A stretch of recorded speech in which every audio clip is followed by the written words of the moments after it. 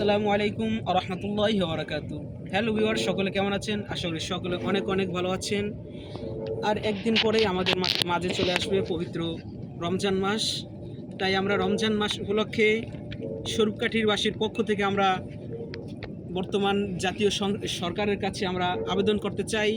আমাদের বাংলাদেশ বিশ্বের দ্বিতীয় মুসলিম কান্ট্রি, তাই আমাদের বিশ্ব মুসলিম দ্বিতীয় কান্ট্রি হিসাবে আমাদের একটা দাবি যে বাংলাদেশে সকল দোকান, রেস্তোরাঁ, হোটেল, সকল পদের খাবারের দোকান দিনের বেলা বন্ধ থাকবে। সেই দাবি আমাদের নিয়ে আজকে আমাদের এই আয়োজন। এবং বাজারের দ্রব্যমূল্যের খুবই ঊর্ধ্বগতি চলছে, তাই আমরা চাই এই দ্রব্যমূল্যের ঊর্ধ্বগতি নিয়ন্ত্রণে আসুক। এর জন্য সরকারের যা যা পদক্ষেপ নেওয়া দরকার সেগুলো নেওয়ার আমরা দাবি জানাচ্ছি। সকল ভিউয়ার্সের প্রতি আমার একটাই আহ্বান, আপনারা নিজ নিজ স্থান থেকে এই রমজান মাসে রেস্তোরাঁ এবং হোটেল এবং বাজারের ঊর্ধ্বগতি সম্পর্কে নিজ নিজ স্থান থেকে একটি প্রতিবাদ গড়ে তুলুন।